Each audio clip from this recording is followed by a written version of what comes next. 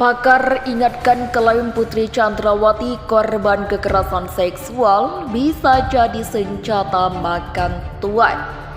Apa yang disampaikan oleh PC bahwa dia sudah menjadi korban pelecehan seksual, saya sangat yakin tidak akan pernah menjadi kasus hukum atau perkara hukum di pengadilan negeri manapun, di ruang sidang manapun, di hadapan majelis hakim manapun. Pelecehan seksual yang disebut-sebut oleh PC itu tidak akan pernah menjadi kasus hukum atau tidak akan pernah menjadi perkara hukum. Korban pelecehan seksual berdasarkan sekian banyak studi diketahui mengalami guncangan psikologis yang hebat. Lazimnya seseorang yang mengalami guncangan kejiwaan yang sedemikian dahsyat akan memilih untuk mengisolasi dirinya, tidak mau bertemu dengan siapapun. Tapi apa yang dilakukan oleh PC, justru dia bersama penasihat hukumnya muncul di depan Makobrimob, memperkenalkan diri, bahkan dia sebut namanya. Ini sungguh-sungguh bertolak belakang dengan profil korban kekerasan seksual. Sebagai orang yang mengaku sudah mengalami pelecehan seksual, PC ini meminta perlindungan kepada LPSK. Tapi anehnya justru PC pula yang menolak pemeriksaan dari LPSK, dari lembaga yang sesungguhnya akan memberikan perlindungan kepada yang bersangkutan. Paling tidak dua kejanggalan ini yang menjadi alasan mengapa saya hingga detik ini tetap belum teryakinkan bahwa sudah terjadi pelecehan seksual. Namun apabila dipaksakan tetap harus ada pelecehan seksual, maka justru saya memandang besar kemungkinan mendiang Brigadir Yosua lah yang menjadi korbannya, bukan pelakunya. Apa yang disampaikan oleh PC tak lebih tak kurang adalah sebuah skenario yang disebut sebagai ironi viktimisasi. Ini sesungguhnya sebuah strategi yang sangat jamak dilakukan oleh orang-orang yang sedang bermasalah dengan hukum, yaitu bagaimana seorang terdakwa misalnya berusaha menggeser dirinya dari posisi dari yang semula adalah pelaku, dia bergeser menjadi seolah-olah korban. Harapannya apa? Harapannya adalah mendapatkan simpati publik dan mendapatkan simpati dari majelis hakim. Kalau majelis hakim sudah berhasil direbut hatinya, maka tidak tertutup kemungkinan akan ada manfaat-manfaat hukum yang akan bisa dicapai oleh terdakwa. Oke. Itulah sebabnya sejak awal saya menyesalkan adanya narasi pelecehan seksual tersebut.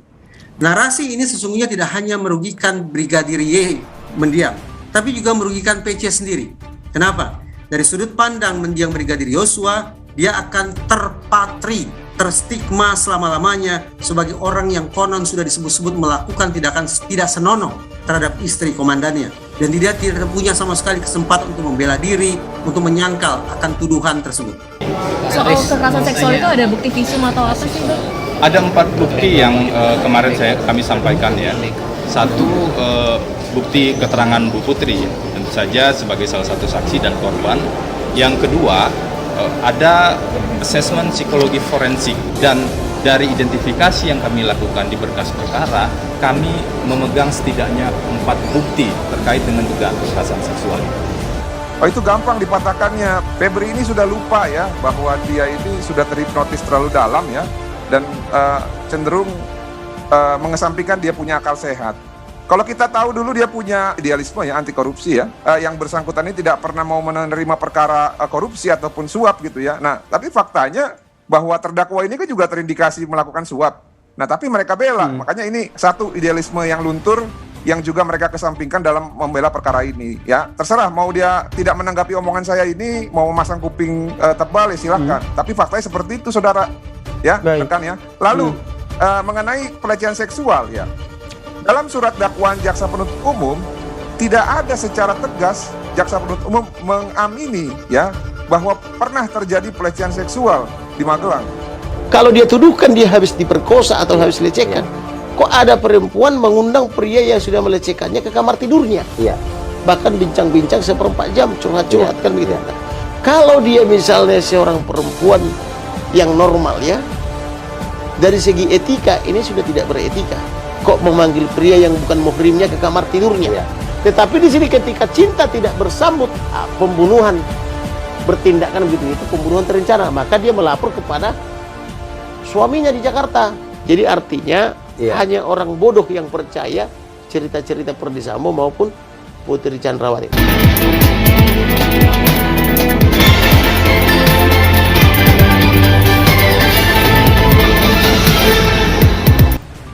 Majelis Hakim Pengadilan Negeri Jakarta Selatan menolak nota keberatan atau eksepsi Putri Chandrawati, terdakwa pembunuhan berencana Brigadir J. Dalam eksepsinya, kuasa hukum Putri Chandrawati menilai bahwa JPU mengabaikan keterangan psikologi forensik tentang kondisi mental Putri atas dugaan kekerasan seksual yang terjadi di rumah Magelang. Pakar psikologi forensik Reza Indragiri Amril mengingatkan dugaan kekerasan seksual yang terus diperjuangkan Putri Chandrawati bersama kuasa hukumnya bisa menjadi senjata makan tuan. Reza menilai tidak menutup kemungkinan hakim bisa mendapatkan berpendapat lain dengan klaim kekerasan seksual yang diperjuangkan Putri. Pendapat tersebut ada yang bersifat positif agar dugaan tersebut diuji kebenaran atau bisa mengarah kepada hal yang memberatkan terdakwa. Menurut Reza, bisa saja hakim menilai klaim kekerasan seksual sebagai cara mempersulit proses persidangan. Semisal, terdakwa memberikan informasi palsu, berbelit-belit atau mencoba menutupi kebenaran. Kalau penilaiannya sangat negatif seperti itu, maka boleh jadi pengakuan atau klaim pelecehan seksual akan didasarkan sebagai pemberatan sanksi kepada terdakwa, ujar Reza. Reza menambahkan dirinya juga masih tidak yakin Putri sebagai korban kekerasan seksual lantaran profil Putri bertentangan dengan korban kekerasan seksual. Di sisi lain, dalam surat dakwaan JPU telah menggambarkan Putri tahu persis tentang adanya rencana menghabisi nyawa Brigadir J. Putri juga tidak melakukan apapun untuk menghentikan rencana yang dibuat oleh suaminya, Ferdi Sambo. Bahkan Putri disebut memberikan iming-iming uang kepada para eksekutor. Menurut Reza, rangkaian ilustrasi yang dijelaskan JPU dalam surat dakwaan sempurna untuk menempatkan Putri sebagai terdakwa pembunuhan berencana. Kemudian jika Putri tetap mengklaim sebagai korban kekerasan seksual, hal tersebut justru memberi penguatan bahwa dirinya memiliki keterkaitan dan punya kepentingan menghabisi Brigadir J yang dianggap sebagai terduga pelaku pelecehan seksual. Namun Reza tetap menginginkan agar klaim kekerasan tersebut bisa diputuskan di persidangan. Jadi ini ibaratnya seperti sebuah senjata makan tuan.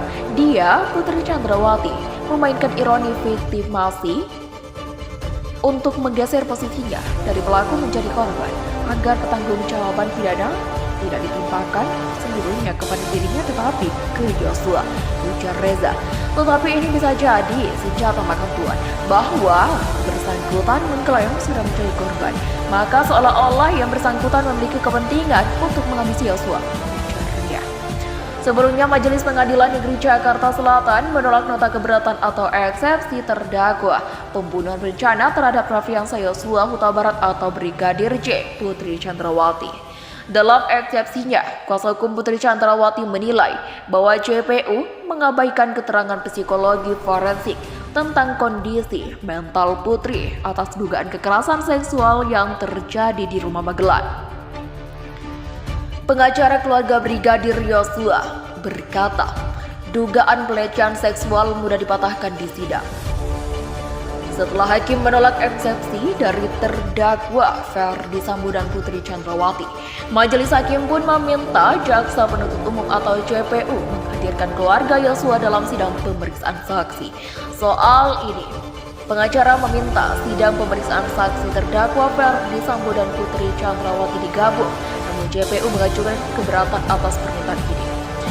Dalam sidang pembuktian nanti, pengacara Ferdi Sambo dan Putri Chandrawati mengklaim sudah punya sejumlah bukti untuk membela Ferdi Sambo dan Putri Chandrawati. Salah satunya adalah bukti dugaan adanya kekerasan seksual yang dialami oleh Putri Chandrawati. Bukti yang dihadirkan oleh pengacara ini tentu akan diadu dengan yang dihadirkan oleh JPU.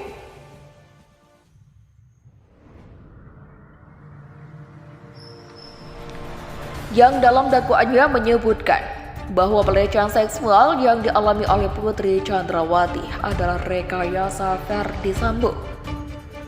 Sejauh ini, soal dugaan pelecehan seksual terhadap Putri oleh Joshua, terdakwa Eliezer menyebut meragukan hal tersebut. Sidang pemeriksaan saksi akan menjadi pertaruhan penting, di mana jaksa dan kuasa hukum terdakwa akan saling bertarung untuk dapat membuktikan kasus pembunuhan berencana terhadap Yosua. Dalam agenda sidang selanjutnya, JPU akan menghadirkan keluarga Yosua untuk menjalani saksi di persidangan dengan terdakwa Ferdi Sambo. Itu berarti untuk pertama kalinya ayah dan ibu Yosua bertemu dengan otak pelaku pembunuhan anaknya. Lalu apa saja keterangan dari keluarga yang bisa membuktikan dakwaan jaksa? Kompas TV ulas bersama pengacara keluarga Yosua, Bang Martin Simanjuntak.